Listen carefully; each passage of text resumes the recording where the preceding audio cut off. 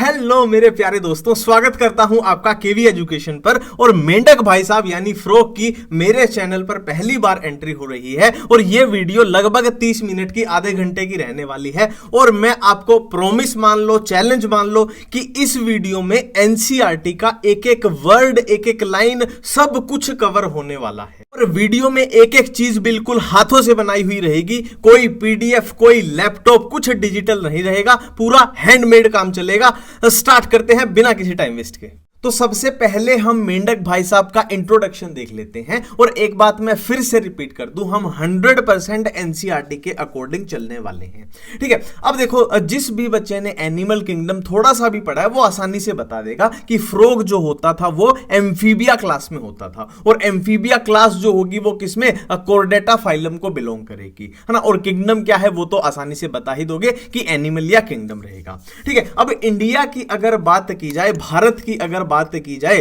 तो इंडिया में पाई जाने वाली फ्रॉग की मोस्ट कॉमन स्पीशी कौन सी है, राना टिगरीना। और इसी के बारे में इस चैप्टर में अपने को पढ़ना है, ठीक है। अब देखो, सबसे पहले बात कर लेते हैं हैबिटेट, मतलब फ्रॉग, मेंढक जो है वो कहां कहां पाए जाते हैं। तो मेंढक फ्रेश वाटर में, बिल्कुल एनसीईआरटी यहां पे कॉपी पेस्ट आपके सामने है, फ्रेश वाटर में पाए जाते हैं। और वो जमीन पर भी पाए जा सकते हैं। अब बहुत ज्यादा गर्मी की कंडीशन आ गई तो वो छुप जाएंगे, जिसको एस्टिवेशन बोल देंगे। बहुत ज्यादा ठंड वाली विंटर कंडीशन आ गई तो वो छुप जाएंगे, जिसको हाइबरनेशन हम बोल दिया करते हैं, ठीक है। अब देखो, फ्रॉग जो होते हैं वो कोल्ड ब्लडेड एनिमल होते हैं, पोइकिलोथर्मल भी जिसको हम बोल सकते हैं। कोल्ड ब्लडेड एनिमल कौन से होते हैं, जो अपना बॉडी टेम्परेचर कांस्टेंट मेंटेन नहीं कर पाते हैं। सिंपल सा फंडा याद रखना कि बर्ड्स एंड मैमल्स ही ऐसे होते हैं जो वार्म ब्लडेड होते हैं, बाकी सारे एनिमल्स कैसे होते हैं, कोल्ड ब्लडेड होते हैं, जिसमें अपना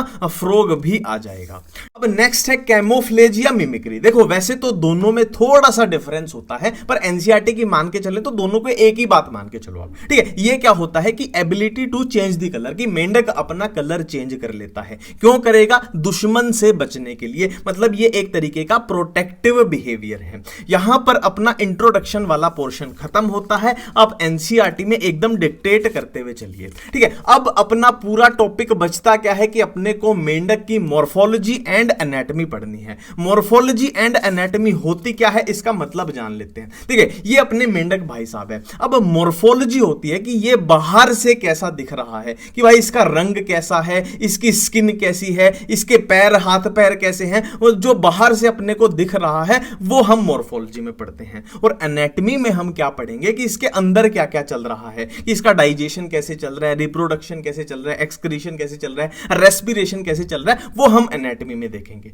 ठीक है। तो पहले हम मॉर्फोलॉजी के साथ यहां पर शुरू करने वाले हैं। देखो, यहां पर एक कॉमन सेंस की बात याद रखना, आपने देखा भी होगा कि मेंढक जो होता है ना वो चिपचिपा सा होता है ना। आप समझ रहे हो ना, चिपचिपा, क्योंकि उसकी स्किन के ऊपर क्या होता है, बहुत सारा म्यूकस होता है। तो ऐसे याद रखना, उसकी स्किन पे बहुत सारा म्यूकस होता है, इसलिए वो चिपचिपा होता है। यहां पर एक फंडा याद रखना कि इसके स्किन के थ्रू हवा और पानी दोनों अंदर जा सकते हैं। ये ट्रिक बहुत काम आएगी, इसके स्किन के थ्रू हवा और पानी दोनों अंदर जा सकते हैं, ठीक है। अब बात करते हैं एनसीईआरटी अपनी क्या क्या लिखती है। एनसीईआरटी लिखती है कि मेंढक की जो स्किन होती है वो स्मूथ एंड स्लिपरी होती है। क्यों, क्योंकि उसके ऊपर बहुत सारा म्यूकस होता है। कुछ याद करने वाली बात इसमें है ही नहीं। नेक्स्ट है कि ये नेवर ड्रिंक्स वाटर, मतलब ये कभी पानी नहीं पीता। मैंने क्या बोला, इसके स्किन के थ्रू हवा और पानी अंदर जा सकते हैं, तो इसके स्किन के थ्रू पानी जो है अब्सॉर्ब हो जाएगा, तो इसको पानी पीने की जरूरत ही नहीं पड़ेगी। और हवा का मतलब मेरा था रेस्पिरेशन,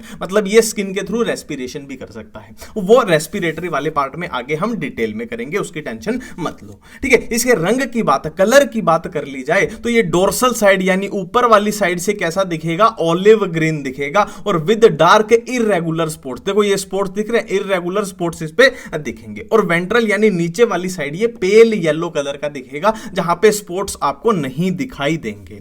ठीक है, अब यहां पर फ्रॉग की बॉडी की बात कर ली जाए तो फ्रॉग की बॉडी जो होती है वो दो पार्ट में डिवाइड होती है कि एक हेड हो गया, एक ट्रंक हो गया। ठीक है, ये हेड हो गया और ये क्या हो गया, ट्रंक हो गया। दो ही पार्ट में डिवाइडेड होती है। अब कुछ छोटी छोटी बातें हैं जो एनसीईआरटी में लिखी गई हैं, उनमें अपने को कंफ्यूजन हो सकती है ना, इसीलिए बिल्कुल क्लियर करते हुए चलेंगे एक एक पार्ट को। देखो, नेक गर्दन होगी, इसमें अपसेंट रहेगी। टेल जो होगी इसमें अपसेंट रहेगी। नोस्ट्रिल प्रेजेंट होंगे, वन पेयर होंगे। आईज जो होंगी वो निक्टेटिंग मेम्ब्रेन से कवर्ड होंगी और वो क्या करेगी, निक्टेटिंग मेम्ब्रेन उसको वाटर से उसको प्रोटेक्शन प्रोवाइड करेगी। और ईयर को कौन रिप्रेजेंट करेगा, टिम्पेनम ईयर को रिप्रेजेंट करेगा। अब हम लिम्स की बात कर लेते हैं, है ना। देखो, ये कुछ मैंने मेंढक का डायग्राम बनाने की कोशिश की है, थोड़ा सा अजीब सा मेंढक है पर कोई बात नहीं, चीजें अपने को समझ में आ जाएंगी। देखो, आगे वाले लिम्ब होंगे फोर लिम्ब। फोर मतलब आगे वाले, हाइंड मतलब पीछे वाले। ठीक है, अब लिम्ब का मतलब ये नहीं है, लिम्ब का मतलब ये पूरा लिम्ब है, ये फोर लिम्ब है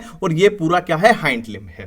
ठीक है, अब यहां पे डिफरेंस क्या है, फोर लिम्ब जो खत्म हो रहा है वो कितने डिजिट्स में, 4 डिजिट में खत्म हो रहा है, जबकि हैंड लिम्ब जो खत्म हो रहा है वो कितने में, 5 डिजिट में खत्म हो रहा है। ये एक डिफरेंस हो गया, सुपर 8 क्वेश्चन बन गया। और क्या बन गया, क्यों हैंड लिम्ब जो होगा वो ज्यादा बड़ा होगा और ज्यादा मस्कुलर होगा। ये शायद आपने मेंढक देखा होगा तो आप देख के भी उसको बता सकते हो कि पीछे वाला लिम्ब जो है ज्यादा बड़ा है, ज्यादा मस्कुलर है।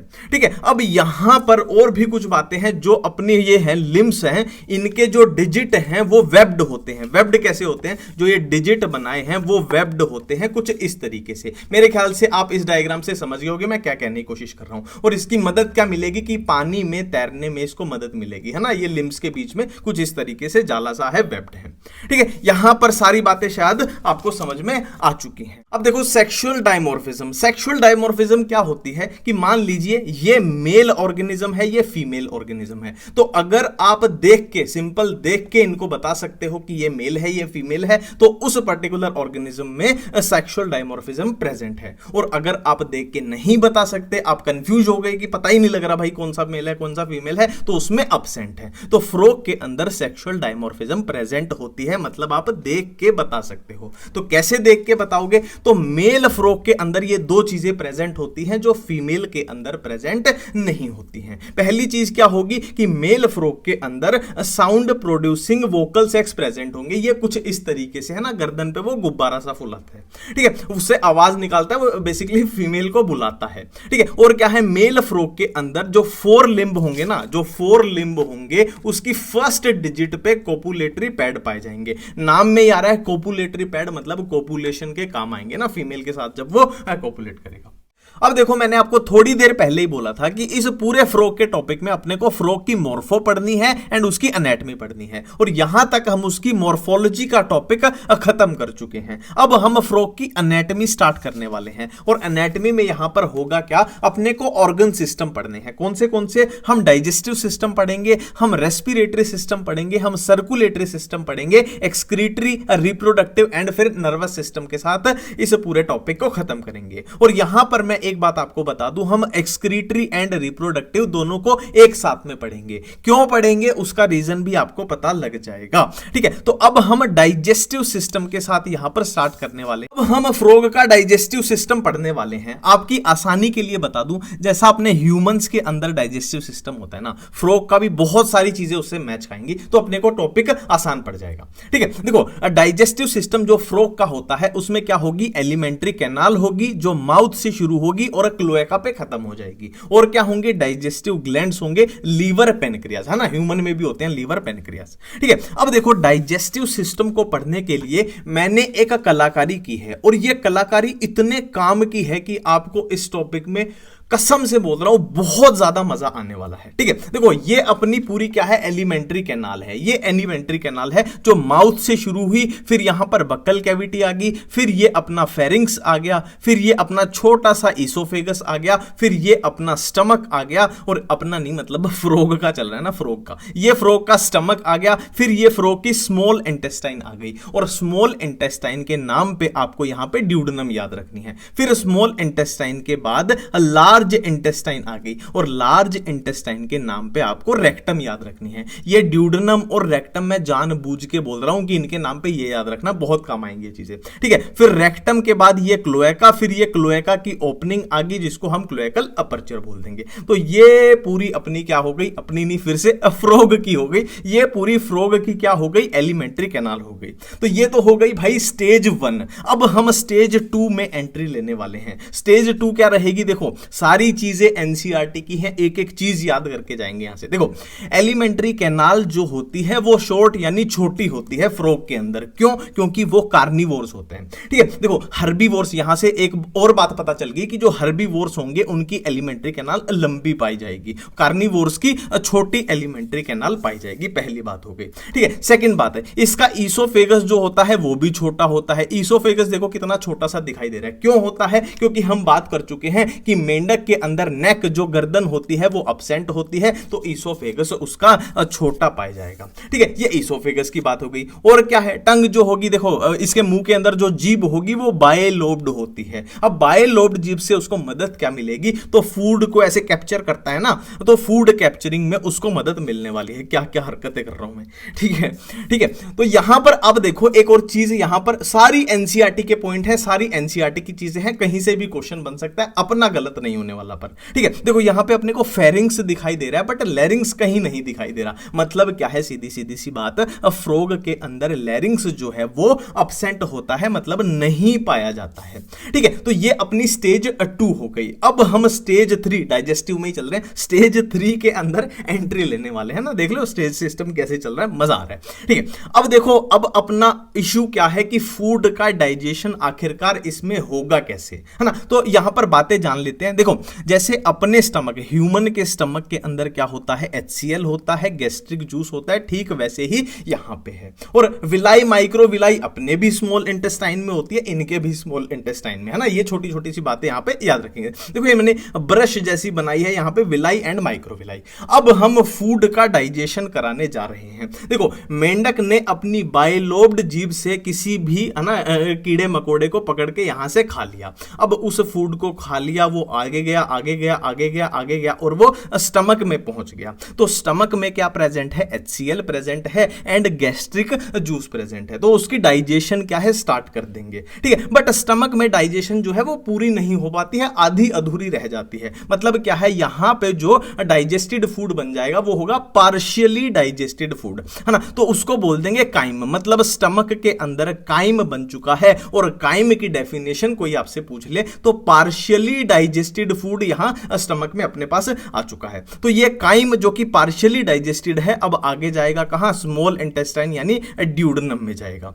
अब ड्यूडेनम में ये पार्शियली डाइजेस्टेड है तो इसको फुली डाइजेस्ट करना है। तो इसको फुली डाइजेस्ट कौन करेगा, इस कलाकारी का अब आप कमाल देखिए, ये है मेरी कलाकारी, ठीक है। अब होगा क्या, यहां पे है फ्रॉग का लीवर। अब लीवर क्या बनाएगा, बाइल बनाएगा। अब ये बाइल यहां से जाके इस गॉल ब्लैडर में स्टोर हो जाएगा। जब जरूरत पड़ेगी तो यहां से ये बाइल निकला, यहां से ये बाइल निकला, और यहां पे क्या था, फ्रॉग का पेनक्रियाज था और ये पेनक्रियाटिक डक्ट थी। पेनक्रियाज के अंदर क्या बनेगा, पेनक्रियाटिक जूस बनेगा। तो यहां से पेनक्रियाटिक जूस आया, यहां से बाइल आया और दोनों मिलके कहां ओपन हो गए, ड्यूडेनम में ओपन हो गए, ठीक है। इसका नाम क्या दे दिया है, कॉमन बाइल डक्ट इसका नाम दे दिया है। ह्यूमंस के अंदर याद करो, इसको हिपैटो पेनक्रियाटिक डक्ट बोला गया था, इसको बाइल डक्ट बोला गया था ना, कॉमन बाइल डक्ट। यहां पे इसको भी क्या है, कॉमन बाइल डक्ट ही आपको बोलना है, ठीक है। तो ये ड्यूडेनम में इसकी ओपनिंग हो गई है, ठीक है। अब डाइजेशन कैसे होगी,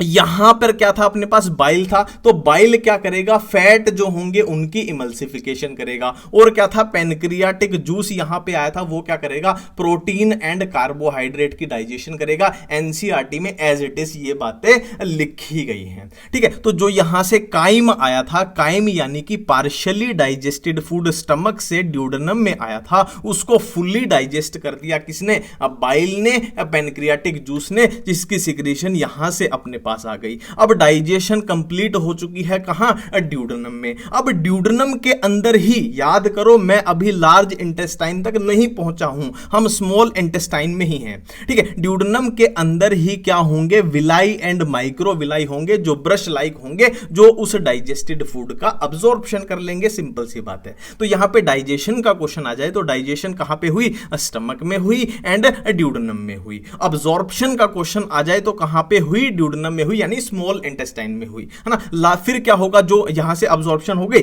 फिर जो वेस्ट होगा वो रेक्टम में चला जाएगा, फिर वो क्लोएका के थ्रू बाहर चला जाएगा, है ना। तो इससे डाइजेशन मेरे ख्याल से बहुत अच्छा आपको समझ में आ गया होगा। आप एनसीईआरटी में जाके चेक कर लो, इससे कोई भी एक अलग बात लिखी नहीं हुई है, एक एक पॉइंट, एक एक वर्ड आपका क्लियर हो गया है। तो डाइजेस्टिव सिस्टम हमने यहां पे कंप्लीट कर लिया। अब हम रेस्पिरेटरी सिस्टम पढ़ने वाले हैं, रेस्पिरेटरी सिस्टम हम देखने वाले हैं। देखो, फ्रॉग में जो रेस्पिरेशन होती है वो 3 तरीके से हो सकती है। मैंने देखो, पहला क्या होगा कि स्किन के थ्रू, मैंने क्या बोला था कि फ्रॉग जो स्किन जो होती है वो चिपचिपी होती है, म्यूकस होता है, तो वो स्किन के थ्रू हवा और पानी ले सकता है, मतलब स्किन के थ्रू वो रेस्पिरेशन कर सकता है। तो उसको क्या बोल देंगे, क्यूटेनियस रेस्पिरेशन बोल देंगे, ठीक है। और क्या है, through membrane of buccal cavity. देखो, मान लो ये फ्रॉग का मुंह है और ये मेंढक ने अपना मुंह खोला और ये उसकी बक्कल कैविटी, ओरल कैविटी है। अब उसकी ओरल कैविटी में ये जो मेम्ब्रेन है ये बहुत ही सेंसिटिव, बहुत ही परमिएबल होती है। परमिएबल मतलब इसके थ्रू हवा जा सकती है, तो वहां से रेस्पिरेशन करेगा तो वो हो जाएगी बक्कोफेरेंजियल,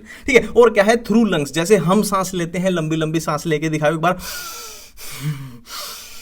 ठीक है, मैंने आपको डेमो भी दिखा दिया। तो थ्रू लंग्स उसको बोल देंगे पल्मोनरी रेस्पिरेशन। पल्मोनरी वर्ड जहां पर भी आ जाए मतलब लंग्स की बात हो रही है ना, pulmonary artery, pulmonary vein, lungs के रिलेटेड बात हो रही है, ठीक है। तो स्किन के थ्रू होगी, डायरेक्ट स्किन के थ्रू हो गई तो क्यूटेनियस हो गई। बक्कोफेरेंजियल कैविटी, उसकी जो ओरल बक्कल कैविटी है उसके थ्रू हो गई तो बक्कोफेरेंजियल हो गई। पल्मोनरी यानी लंग्स के थ्रू हो गई, ठीक है। अब यहां पर क्वेश्चन कैसे बनेंगे, देखो हमने हैबिटेट की बात की थी कि या तो मेंढक फ्रेश वाटर में रहेगा या हाइबरनेशन और एस्टिवेशन करेगा, है ना, विंटर स्लीप या समर स्लीप, और या फिर वो जमीन पर लैंड पर रहेगा। अब फ्रेश वाटर की बात करें तो उसमें सिर्फ और सिर्फ क्यूटेनियस पाई जाएगी, ये दोनों नहीं पाई जाएंगी। सेम हाइबरनेशन एस्टिवेशन के साथ सिर्फ और सिर्फ क्यूटेनियस पाई जाएगी, ये दोनों नहीं पाई जाएंगी, ठीक है, ये दोनों नहीं पाई जाएंगी। और लैंड जमीन की बात करें तो ऑल पॉसिबल मतलब ये भी पाई जा सकती है, ये भी पाई जा सकती है, ये भी पाई जा सकती है।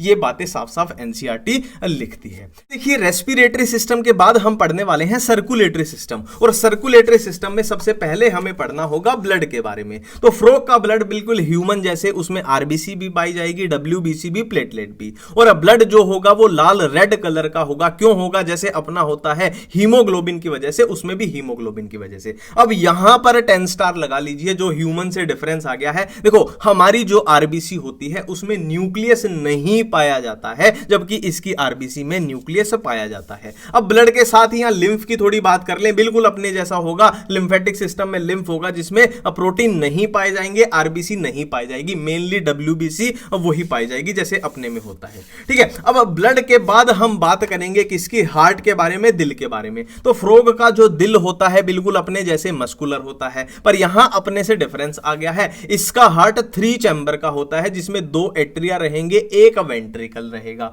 ठीक है। और हार्ट की कवरिंग, जो कवरिंग होती है उसको पेरिकार्डियम बोल देंगे, है ना, वो भी अपने जैसे ही लगभग मामला चल रहा है, ठीक है। अब इसकी सर्कुलेशन अपने को थोड़ी समझनी पड़ेगी। यहां पर 2-3 नई चीजें आ जाती हैं जो हम अपनी सर्कुलेशन में नहीं पढ़ते हैं, ठीक है। ये पूरा देख के घबराना मत, मेरे साथ साथ रहना और चीजें अपने आप समझ में आ जाएगी, और इससे बाहर एनसीईआरटी में एक भी वर्ड आपको नहीं मिलेगा। तो फ्रॉग के अंदर इनकंप्लीट डबल सर्कुलेशन होती है। तो इसको इनकंप्लीट क्यों बोला गया है, क्योंकि वेंट्रिकल के अंदर देखो एक ही वेंट्रिकल होता है, तो उसी के अंदर ऑक्सीजनेटेड ब्लड आएगा, उसी के अंदर डीऑक्सीजनेटेड, मतलब मिक्सिंग हो रही है ब्लड की, इसीलिए इसको इनकंप्लीट डबल सर्कुलेशन बोला है, ठीक है। अब देखो यहां से चलते हैं बॉडी पार्ट से। देखो बॉडी पार्ट ने क्या किया, ऑक्सीजन का यूज कर लिया, तो बॉडी पार्ट से डीऑक्सीजनेटेड ब्लड निकला, किसके, वेन्स के थ्रू निकला, ठीक है। अब ये वेन्स किसमें, एक बड़ी वाली वेन में ओपन हो जाएंगी, जिसको हम विना कावा बोल देंगे। करेंगे। अब ये वीना कावा किस में ओपन हो जाएगा? साइनस विनोसस में ओपन हो जाएगा। साइनस विनोसस डोर्सल साइड पे होता है और ट्रायंगुलर शेप का होता है।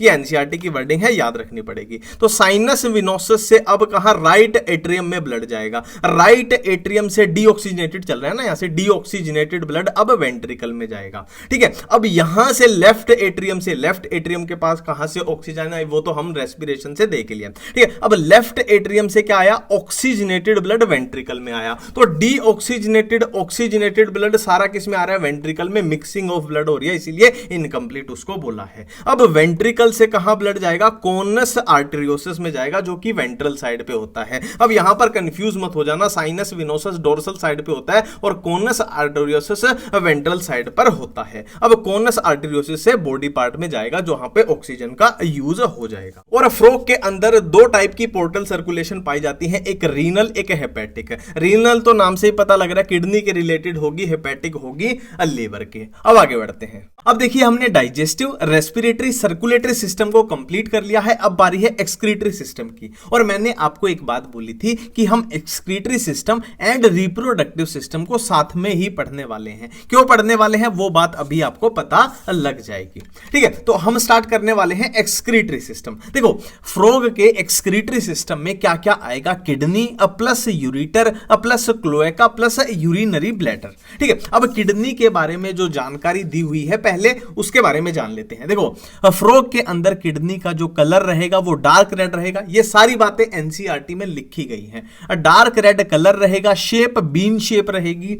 और किडनी के अंदर जो स्ट्रक्चरल एंड फंक्शनल यूनिट होगी किडनी की, उसको क्या बोलेंगे? जैसे हमारे ह्यूमंस के अंदर होता है नेफ्रॉन्स बोलेंगे, या फिर उसी का दूसरा नाम यूरिनिफेरस ट्यूब्यूल उसको बोल देंगे। ठीक है, अब देखो मैं आपको यहां पर एक प्यारा सा डायग्राम दिखाने वाला हूं। और एक बात ध्यान रखना, अभी तक हम मेल या फीमेल की बात बिल्कुल भी नहीं कर रहे हैं, बिल्कुल भी नहीं कर रहे हैं। ठीक है, ये एक कॉमन बेसिक डायग्राम है। देखो फ्रॉग की ये हो गई किडनी। किडनी के अंदर बहुत सारे एन यानी बहुत सारे नेफ्रॉन हैं जो कि यूरिन फॉर्मेशन में मदद करेंगे। फिर यहां से यूरिन बनके क्या है? यूरिटर के थ्रू क्लोएका में यूरिन आ जाएगा। अब क्लोएका से यूरिन कहां स्टोर हो जाएगा? यूबी यानी ये यूरिनरी ब्लैडर है, यूरिनरी ब्लैडर में वो स्टोर हो जाएगा। अब जब उसको एक्सक्रीशन करनी होगी है ना, उसको सुसु करना होगा, तो क्या करेगा? यहां से यूरिनरी ब्लैडर से दोबारा से यूरिन क्लोएका में आएगा और ये क्लोएकल ओपनिंग जो है ये इससे बाहर ऐसे निकल जाएगा। तो ये तो है फ्लो।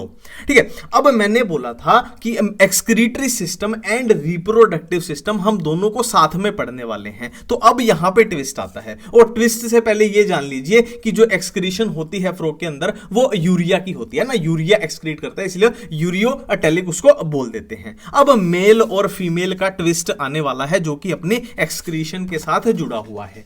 ये देखो ये फीमेल फ्रॉग का डायग्राम है ना, ओवरी है तो जाहिर सी बात है फीमेल का ही डायग्राम है। देखो अब यहां पे ये वही चीजें हैं, किडनी है, ये यूरिटर है जो क्लोएका में ओपन हो गई, ये यूरिनरी ब्लैडर है। ठीक है, अब यहां पर देखो ये ओवरी है। अब ओवरी के बारे में ध्यान रखना है, एनसीईआरटी में साफ साफ लिखा गया है कि ओवरी और किडनी के बीच में कोई भी फंक्शनल कनेक्शन नहीं होता है। इन दोनों में कोई भी फंक्शनल कनेक्शन नहीं होता है, दोनों बिल्कुल अलग हैं। कि भाई किडनी की सिक्रीशन है ना जो भी है यहां से आ रहा है, और ओवरी में जो भी ओवम बना वो ओविडक्ट के थ्रू यहां क्लोएका में ओपन हो जाएगा, है ना। तो यहां पे ध्यान रखने लायक बात क्या है कि किडनी से यूरिटर, यूरिटर से जो यूरिन है क्लोएका में ओपन हुआ, और ओवम जो है ओवरी से ओविडक्ट फिर क्लोएका में है ना वो ओपन हो गया। मतलब यूरिनरी ट्रैक एंड जो अपना जेनाइटल ट्रैक है वो बिल्कुल अलग है फीमेल के केस में।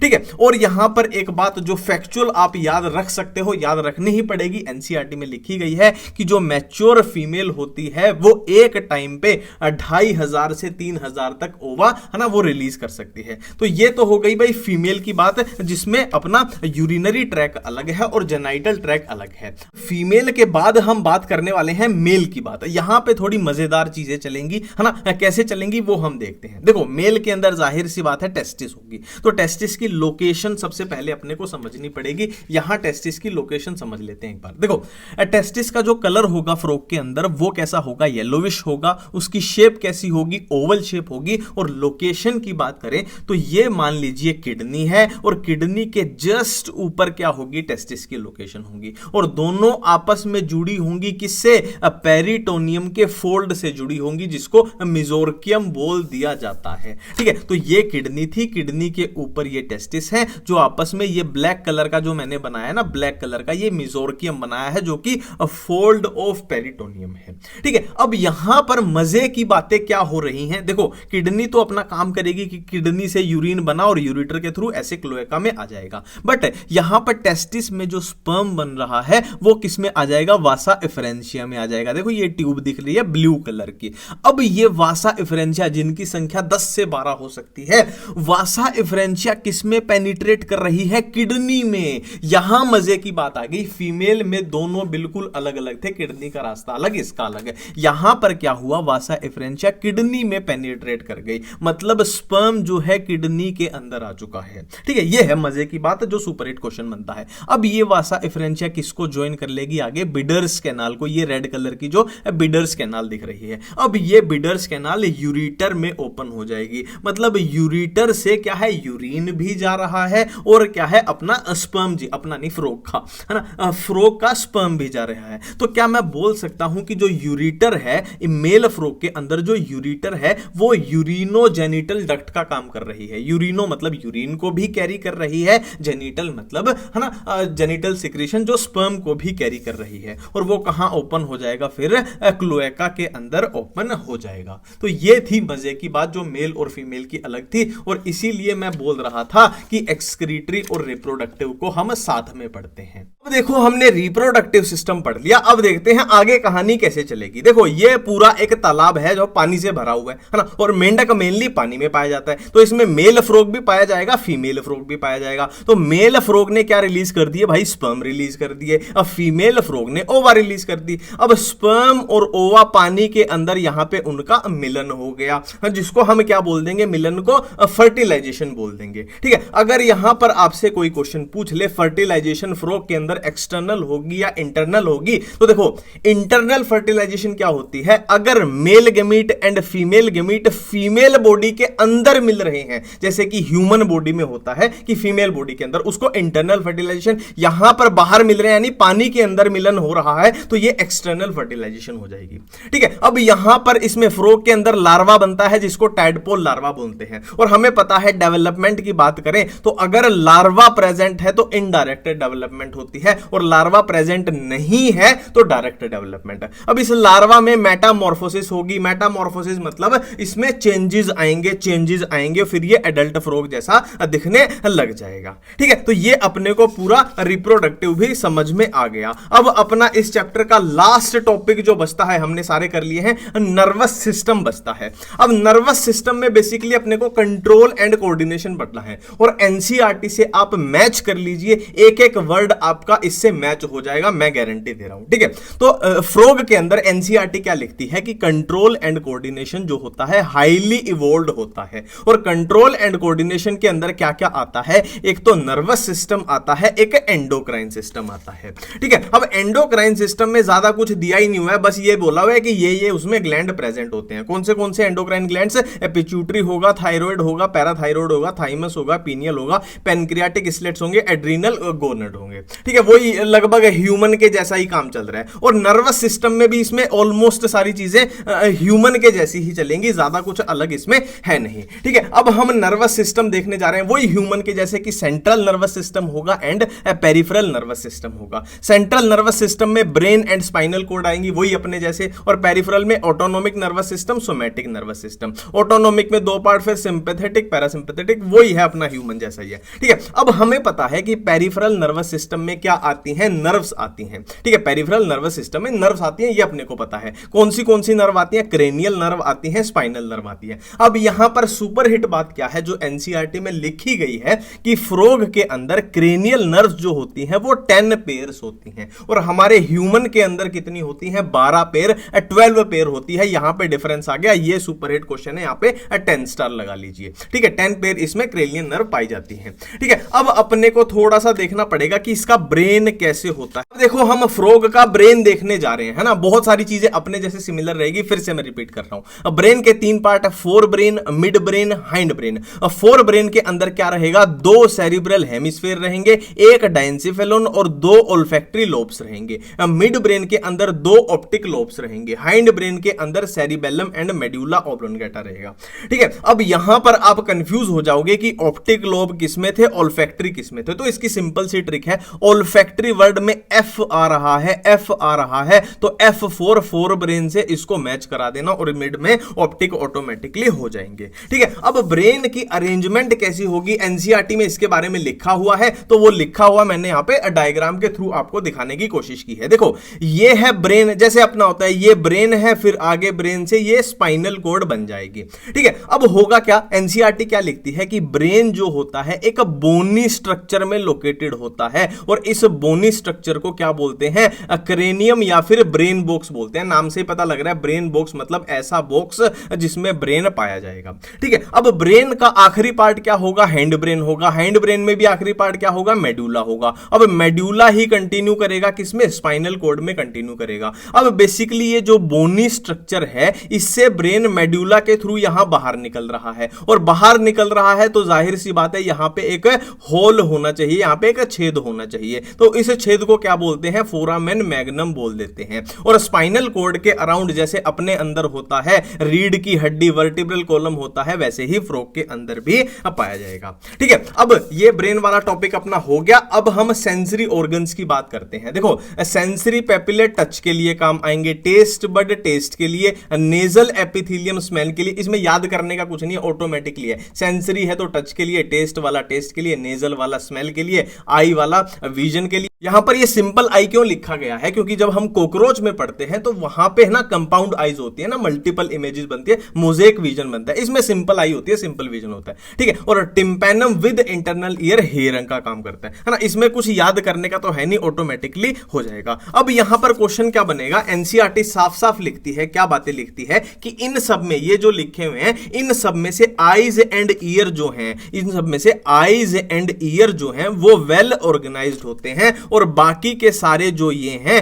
ये क्या होते हैं, cellular aggregation around nerve ending, nerve ending के अराउंड सेलुलर एग्रीगेशन होते हैं बाकी सारे, और आईज एंड ईयर होते हैं वो वेल ऑर्गेनाइज्ड होते हैं। ये बात एनसीईआरटी में लिखी गई है। ठीक है, अब नेक्स्ट हम बात करने वाले हैं ईयर के बारे में। एनसीईआरटी में कुछ लिखा गया है कि ईयर को कौन रिप्रेजेंट करता है, टिम्पैनम। ये बात हम 5 बार पढ़ चुके हैं अभी तक। ठीक है, और ईयर की बात करें तो एक्सटर्नल ईयर इसमें अब्सेंट होता है ना। और ईयर की बात करें तो ये हियरिंग प्लस बैलेंसिंग के काम आता है। बैलेंसिंग यानी इक्विलिब्रियम के मेंटेन, वही अपने ह्यूमन जैसा है कि हियरिंग प्लस बैलेंसिंग के वो काम आएगा। ठीक है, अब रोल ऑफ फ्रॉग की बात कर लेंगे। इस दुनिया में फ्रॉग जो है, मेंढक जो है, क्या रोल अदा कर रहा है ना। पहली बात तो है, देखो वो इंसेक्ट को खा जाता है। अब इंसेक्ट को खा जाएगा तो वो क्या है, फसल को बचाएगा। अब फसल बचेगी तो ह्यूमंस का उससे फायदा होगा। तो एक तो ये काम हो गया। और क्या है, फ्रॉग, जब हम इकोलॉजी पढ़ते हैं तो food chain and food web का इंपॉर्टेंट लिंक होता है फ्रॉग। तो इकोलॉजिकल बैलेंस में वो काम आता है, मतलब उसमें रोल अदा कर रहा है। ठीक है, और कुछ कंट्रीज ऐसी हैं जिसमें फ्रॉग को खाया भी जाता है, क्योंकि उसकी लेग्स जो होती हैं मस्कुलर होती हैं, खाते हैं। पता नहीं कैसे खाते हैं, हमें नहीं पता, पर खाते हैं तो खाते हैं। ठीक है, तो कुछ इस तरीके से हमने फ्रॉग वाला टॉपिक आप एनसीईआरटी से मैच करा लीजिए। एक एक पॉइंट हमने पूरा कवर किया है। ठीक है, थैंक यू, धन्यवाद।